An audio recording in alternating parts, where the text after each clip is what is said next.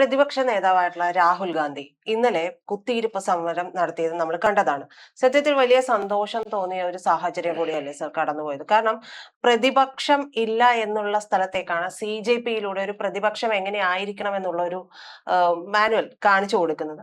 അപ്പോ അപ്രതീക്ഷിതമായിട്ട് എല്ലാവരും ഈ ഒരു കാര്യത്തെ വിസ്മരിച്ചു എന്ന് പറയുന്ന സാഹചര്യത്തിൽ ഈ സാഹിൽ ലോബിച്ച് എന്ന് പറയുന്ന യുവാവുമായിട്ട് വന്നിട്ട് രാഹുൽ ഗാന്ധി ഒരു കുത്തിയിരിപ്പ് സമരം നടത്തുന്നു. ഏറ്റവും ഒടുവിൽ FIR-ൽ പെല്ലറ്റ് പ്രയോഗം ഉണ്ട് എന്നുള്ളത് രേഖപ്പെടുത്തുന്ന സാഹചര്യത്തിലേക്ക് വരെ എത്തിക്കുകയും ചെയ്തിട്ടുണ്ട്. അപ്പോ ഒരു ഉയർത്തെഴുന്നേൽപ്പ്, നമ്മളെ സ്ഥിരമായിട്ട് ഇത് പറയുമെങ്കിലും രാഹുൽ ഗാന്ധി ഇത് ചെയ്യുമെന്ന് സത്യത്തിൽ കോൺഗ്രസ്സുകാർ പോലും വിചാരിച്ചിട്ടുണ്ടായിരുന്നില്ല എന്നുള്ളതാണ് മനസ്സിലാക്കുന്നത്. അപ്പോ ഒരു തിരിച്ചുവരവ് തന്നെയല്ലേ ഇത്? രാജ്യത്തെക്കുറിച്ച് ആലോചിക്കുമ്പോൾ എനിക്ക് ഭയങ്കര നിരാശയാണുള്ളത്. കാരണം ഒരു കുട്ടിക്ക് 200-ലധികം, ഏതാണ്ട് 210, 18, 30ഓളം വരുന്ന പെല്ലറ്റുകൾ ആ കുട്ടിയുടെ ദേഹത്ത് കയറി. അപ്പൊ അതിൽ ഒരെണ്ണമെന്ന് പറയുന്നത് പ്രജിത അറിയേണ്ടത് ഹൃദയത്തിലേക്കാണ് കയറിയത്. എന്ന് പറഞ്ഞാൽ അത് ഇപ്പൊ റിമൂവ് ചെയ്യാൻ പറ്റില്ല. കാരണം അങ്ങനെ എടുത്തു മാറ്റിയാൽ അത് വലിയ പ്രശ്നമുണ്ടാക്കും. എന്ന് പറഞ്ഞാൽ ആജീവനാന്ത കാലം ആ പെല്ലറ്റുമായിട്ട് വേണം ആ പയ്യൻ ജീവിക്കാൻ. അല്ലെങ്കിൽ ഇനി വർഷങ്ങൾ കഴിഞ്ഞിട്ടുള്ള ഏതെങ്കിലും എക്സാമിനേഷനുകളിലൂടെ മാത്രമേ അത് എടുത്തു കളയാൻ പറ്റുമെന്നൊക്കെ അറിയാൻ പറ്റുള്ളൂ. എടുത്തു കളയാൻ സാധ്യതയില്ല. കണ്ണിലേക്ക് അത് തുളച്ചു കയറിയിട്ടുണ്ട്. അതുകൊണ്ട് കണ്ണിന്റെ കാഴ്ചശക്തി നഷ്ടപ്പെട്ടിട്ടുണ്ട്. ആ നഷ്ടപ്പെട്ടിട്ടുള്ള പയ്യൻ എന്ന് പറയുന്നത് വളരെ ചെറുപ്രായമാണ്. 20 വയസ്സിൽ താഴെയുള്ളൂ. അപ്പൊ ആ പയ്യൻ യഥാർത്ഥത്തിൽ ഒരു പോലീസ് കോൺസ്റ്റബിൾ ആകണമെന്ന് ആഗ്രഹിച്ച ഒരു പയ്യനാണ്. പോലീസ് ഓഫീസറോ കോൺസ്റ്റബിളോ ഒക്കെ ആകണമെന്ന് ആഗ്രഹിച്ച പയ്യനാണ്. അതിനുവേണ്ടി പ്രാക്ടീസ് ചെയ്തുകൊണ്ടിരുന്ന പയ്യനാണ്. അതിനുവേണ്ടി കഠിനാധ്വാനം ചെയ്ത പയ്യനാണ്. അങ്ങനെ ആയിക്കൊണ്ടിരുന്നപ്പോഴാണ് അവിടെയുള്ള ഒരു പരീക്ഷ ഒഴിവാക്കുന്നത്. അപ്പൊ ആ പരീക്ഷ ഒഴിവാക്കിയപ്പോൾ അതിന്റെ രോഷത്തിലാണ് ഈ പരീക്ഷ ഒഴിവാക്കുന്നതുമായി ബന്ധപ്പെട്ടുള്ള ഒരു പ്രക്ഷോഭത്തിലേക്ക് വരുന്നത്. ഈ പയ്യനെ നേരത്തെ തന്നെ രാഹുൽ ഗാന്ധി മാധ്യമങ്ങളെയൊക്കെ കാണിക്കുകയും ഈ പെല്ലറ്റ് ആക്രമണത്തിന്റെ കൃത്യമായിട്ടുള്ള ഈ പറയുന്ന അതിന്റെ തെളിവുകളൊക്കെ തന്നെ ഷട്ടൂരി കാണിക്കുകയൊക്കെ ചെയ്തതാണ്. അപ്പൊ എന്നിട്ട് പോലും ഒരു കേസ് എടുക്കണ്ട എന്നുള്ളത് ഒരു പോലീസിന്റെ ഉന്നതർക്ക് എങ്ങനെയാണ് തീരുമാനിക്കാൻ കഴിയുക? നിങ്ങളൊരു പരാതി ഉണ്ടെങ്കിൽ ആ കേസ് എന്ത് ചെയ്തേ പറ്റൂ, എടുത്തേ പറ്റൂ. അപ്പൊ കേസ് എടുക്കേണ്ട അതെങ്ങനെ തീരുമാനിക്കാൻ കഴിയും? അതിന്റെ പ്രധാനപ്പെട്ട വിഷയം എന്താണെന്നറിയോ പ്രതിക്ക്? ഈ പെല്ലറ്റ് ഉപയോഗം നിരോധിക്കപ്പെട്ടൊരു കാര്യമാണ് ഞാൻ മനസ്സിലാക്കുന്നിടത്തോളം.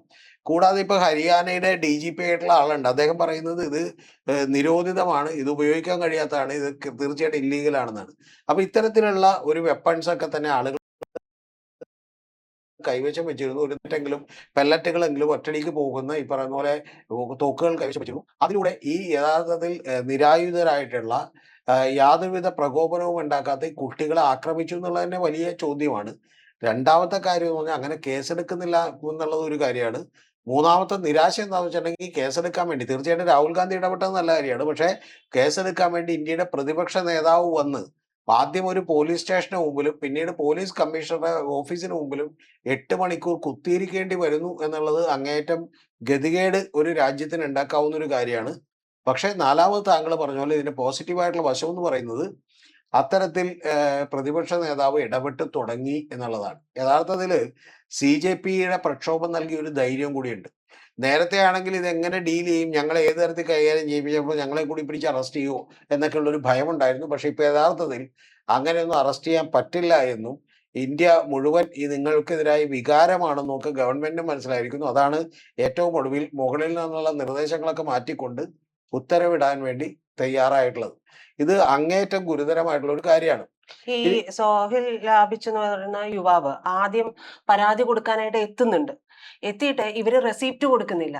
അപ്പൊ പിന്നെ സ്വാഭാവികമായി ആ പരാതി അവിടെ കിട്ടിയോ അല്ല, ഇല്ലയോ പരാതി സ്വീകരിച്ചില്ല ഇവര് ആദ്യം ഈ സാഹിൽ ലോബിച്ചിനോട് പറഞ്ഞത് പരാതി ഇവിടെ സ്വീകരിക്കാൻ കഴിയില്ല എന്നാണ്. ഒരു പോലീസ് സ്റ്റേഷനിൽ എങ്ങനെയാണ് പറയുന്നത് പരാതി സ്വീകരിക്കാൻ കഴിയാത്തത്? ഏത് ഉന്നതം പറഞ്ഞാലും ഒരു പോലീസ് സ്റ്റേഷനിൽ പരാതി സ്വീകരിക്കണ്ടേ? പരാതി സ്വീകരിച്ച് റെസിപ്റ്റ് കൊടുക്കണ്ടേ? അപ്പൊ അത് സ്വീകരിക്കാൻ കഴിയില്ല എന്ന് പറയാൻ ഇവരാർക്കാണ്?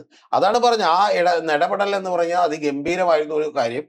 പക്ഷെ പ്രധാനപ്പെട്ട ഒരു പ്രശ്നം കൂടി ഉള്ളത്, രാഹുൽ ഗാന്ധി ആസ് എ പ്രതിപക്ഷ നേതാവ്, ലീഡർ ഓഫ് ഓപ്പോസിഷൻ എന്നുള്ള ഒരുപാട് ഉയർച്ചകളിലേക്ക് എത്തി. ആ അദ്ദേഹം ജയിച്ചൊരു കാര്യം കൂടിയാണ് എന്നുള്ള കാര്യം സംശയമില്ലാത്തൊരു കാര്യമാണ്. ഇതിന്റെ ഒരു ആദ്യത്തെ സ്റ്റെപ്പ് നമ്മൾ കണ്ടത് പ്രധാനമന്ത്രിയുടെ വീട്ടിലേക്ക് മാർച്ച് നടത്തിയപ്പോഴാണ്.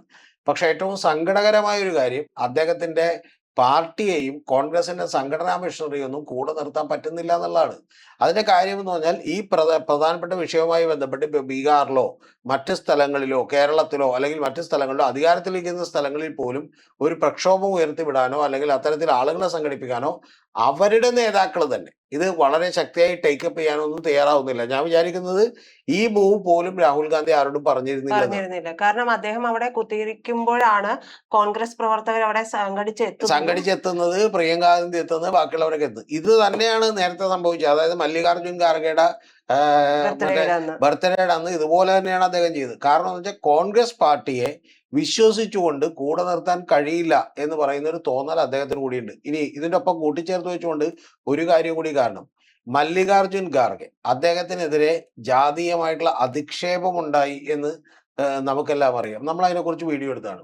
ആ അധിക്ഷേപം ഉണ്ടായതിന് ശേഷം യഥാർത്ഥത്തിൽ എന്ത് സംഭവിച്ചിട്ടുള്ളതെന്ന് പറഞ്ഞാൽ അദ്ദേഹം ഇപ്പോൾ കോൺഗ്രസിന്റെ യോഗത്തിൽ വന്ന് പറഞ്ഞേക്കുള്ള ഒരു കാര്യം, ഇതിന് എന്നെ കൂടെ നിൽക്കാനായിട്ട് ആരും ഉണ്ടായിരുന്നില്ല. ആരെ ഈ വാചകം നിങ്ങൾക്ക് ഓർമ്മയുണ്ടാവും. ഒരു 3-4 കൊല്ലങ്ങൾക്ക് മുമ്പ് രാഹുൽ ഗാന്ധി പറഞ്ഞിട്ടുണ്ട്. അതായത് ഞാൻ പാർട്ടിയുടെ പ്രസിഡന്റ് ആയിട്ടിരിക്കുകയും മുന്നോട്ട് പോകാൻ ശ്രമിക്കുകയൊക്കെ ചെയ്തപ്പോൾ പോലും എന്റെ കൂടെ നിൽക്കാൻ ആരും ഉണ്ടായിരുന്നില്ല. അപ്പൊ അത്തരത്തിൽ ഒരു കോഓപ്പറേഷൻ കോൺഗ്രസിൽ നിന്നില്ല. ആ കോൺഗ്രസിൽ നിന്ന് ഉണ്ടാകേണ്ട നിലക്ക് കോൺഗ്രസിനെ സംഘടിപ്പിക്കേണ്ട ഉത്തരവാദിത്വം കൂടി രാഹുൽ ഗാന്ധി ഏറ്റെടുക്കണം. അതുകൂടി അടുത്ത 3 കൊല്ലം ചെയ്താൽ അത് ഗംഭീരമായിട്ടുള്ള വിജയങ്ങൾ. പലപ്പോഴും രാഹുൽ ഗാന്ധി പറഞ്ഞു ഇപ്പൊ നിങ്ങൾ ഒരു ഇലക്ഷൻ വിജയമോ പരാജയമോ എന്നുള്ളതും ചിന്തിക്കണ്ട, പകരം നിങ്ങൾ ഇപ്പൊ നോക്കേണ്ടത് ഇതൊരു വലിയ സമരമാണ്. ഇത് ഈ പറയുന്ന പോലെ എല്ലാ മേഖലകളും അടക്കി വാഴുന്ന ഒരു വലിയ ഭരണകൂടത്തിനെതിരെയുള്ള സമരമാണ്. അത് മാത്രമാണ് ഫോക്കസ് ചെയ്യേണ്ടതെന്നാണ്. ആ സമരം ഫോക്കസ് ചെയ്യുന്നതിനോടൊപ്പം വലിയ വിജയം 2029 കൂടി ഉണ്ടാക്കാൻ കഴിയും. ഒരൊറ്റ കാര്യമേ ഉള്ളൂ, ഇത് വളരെ ഗംഭീരമായിട്ട് അങ്ങോട്ട് മുന്നോട്ട് കൊണ്ടുപോയാൽ. ഇപ്പൊ ഈ CJPയുടെ ഒക്കെ പ്രൊട്ടസ്റ്റ് തുടങ്ങുന്നതിന് മുമ്പ് തന്നെ ഇതുമായി ബന്ധപ്പെട്ട് ഏറ്റവും ആദ്യം പ്രൊട്ടസ്റ്റ് നടത്തിയത് കോൺഗ്രസ് ആണ്. കോൺഗ്രസ് ഈ പറയുന്ന വലിയ പ്രൊട്ടസ്റ്റുകൾ ഏറ്റവും ആദ്യം ഇതുമായി ബന്ധപ്പെട്ട് ചില സ്ഥലങ്ങളിലൊക്കെ രാജസ്ഥാൻ കോട്ടയിലൊക്കെ തന്നെ നടത്തിയെങ്കിൽ പോലും യഥാർത്ഥത്തിൽ അതൊരു ഇന്ത്യ മുഴുവനുള്ള മൊമെന്റാക്കി മാറ്റാൻ, ഒരു മൂവ്മെന്റ് ആക്കി മാറ്റാനും അതിലൊരു തരംഗം സൃഷ്ടിക്കാനും ഒക്കെ പറ്റാതിരുന്നതിന്റെ യഥാർത്ഥ കാരണം എന്ന് വെച്ചാൽ ഒരൊറ്റ കാര്യമുള്ളൂ. ആ കാര്യം ഈ പറയുന്ന സംഘടനാ മെഷറി ഇന്ത്യ മുഴുവൻ ചലിപ്പിക്കാത്തതാണ്. അതുകൊണ്ട് അതുകൂടി ഉണ്ടെങ്കിൽ ഓരോ ജില്ലകളിലും ഓരോ സ്റ്റേറ്റിലുമൊക്കെ തന്നെ ഓരോ രാഹുൽ ഗാന്ധിമാരും കൂടി ഉണ്ടെങ്കിൽ കോൺഗ്രസ് അതിഗംഭീരമാകും. യഥാർത്ഥത്തിൽ CJPയിലേക്ക് പോയ പുതിയ യുവതലമുറ മൊത്തം CJP അല്ല, അവർ ഏറ്റവും വലിയ പ്രതീക്ഷയോടുകൂടി രാഹുൽ ഗാന്ധിയെയും കോൺഗ്രസിനെയും ഒക്കെ കാണും. അങ്ങനെ കോൺഗ്രസ് ഉണർന്നെണീക്കാൻ ഇതൊരു കാരണമാകട്ടെ എന്നാണ് ഞാൻ പ്രതീക്ഷിക്കുന്നത്. അല്ലാതെ ഒറ്റയാൾ പോരാട്ടങ്ങൾ കൊണ്ടൊന്നും നടക്കില്ല. കാരണം ഇത് കഴിയുമ്പോൾ അടുത്ത വിഷയങ്ങൾ ഏറ്റെടുക്കേണ്ടി വരും. അപ്പൊ അങ്ങനെ പല പ്രശ്നങ്ങൾ ഏറ്റെടുക്കേണ്ടി വരും. ആ പ്രശ്നങ്ങളിലേക്കൊക്കെ പോകുമ്പോഴും രാഹുൽ ഗാന്ധി അറിയുന്നത് താൻ ഉയർത്തിവിട്ടിട്ടുള്ള നിരവധി പ്രക്ഷോഭങ്ങളുടെ ഫോളോ അപ്പുകൾ നടത്താൻ വലിയൊരു സംഘടനാ ബാക്കപ്പ് ഉണ്ടാകുന്ന ലെവലിലേക്ക് കോൺഗ്രസിനെ ഉടച്ചു വാർക്കേണ്ടതുണ്ട് അടുത്ത 3 കൊല്ലങ്ങൾ കൊണ്ട് എന്നുള്ളത് കൂടി കോൺഗ്രസ് മനസ്സിലാക്കണം.